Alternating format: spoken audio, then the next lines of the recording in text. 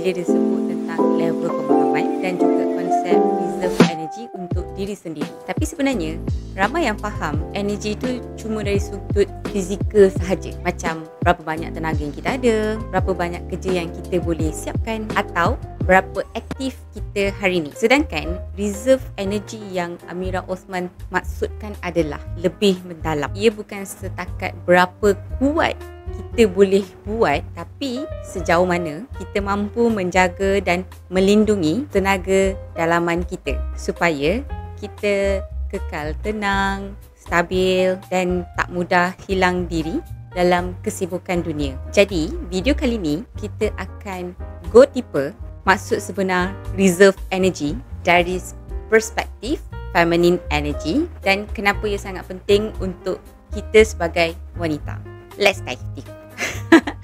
Let's dive deeper. So, number one, energy bukan tentang berapa banyak kita gerak, tapi tentang kehadiran dalaman. Ramai fikir energi tu bila kita rajin buat banyak benda, nampak sibuk, itu tanda kuat. Tapi hakikatnya energi sebenar datang bila kita tenang dan hadir sepenuhnya dalam setiap perkara. Contoh mudah, pernah tak kita berbual dengan seseorang tapi orang tu nampak distracted? Kita boleh rasa aura dia tak hadir sepenuhnya. Tapi bila seseorang tu tenang, pandang mata kita bila kita bercakap perlahan, kita rasa selamat dan didengari. Itulah tenaga dalaman, bukan pada suara kuat tapi pada kehadiran yang lembut dan kukuh. Macam air, bila tenang, dia akan pantulkan cahaya yang cantik. Tapi bila bergelora, semuanya nampak kabur. Begitu juga dengan energi kita. Yang kedua, feminine energy ni bukan by force, tapi dia by flow. Macam follow the flow, actually no.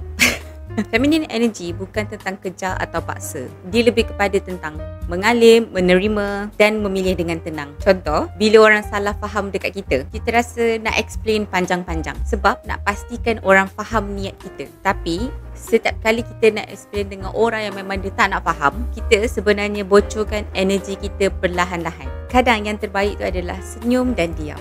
Bukan sebab kita kalah, tapi kita tahu tak semua orang layak dapat akses tenaga emosi kita. Daripada buang tenaga explain pada orang yang tak nak faham, lebih baik kita reserve energy tu untuk diri kita sendiri. That's the essence of feminine flow. Bila kita tak react, tapi kita tetap tenang dalam kuasa kita. So, poin yang ketiga, reserve energy melindungi diri daripada burnout. Bila kita terlalu bagi masa, emosi, perhatian tanpa recharge, kita mula rasa kosong. Dan ramai wanita hari ni tak sedar burnout bukan sebab kita malas, tapi sebab kita nak jadi kuat terlalu lama. Bayangkan setiap hari kita urus anak, rumah, kerja, tapi tak pernah betul-betul rehat dari dalam. Akhirnya, kita rasa macam robot, bergerak tapi tak rasa hidup. Reserve energy ni ibarat tembok yang lembut melindungi jiwa. So, lebih kepada macam ni. Aku tak perlu react untuk semua benda.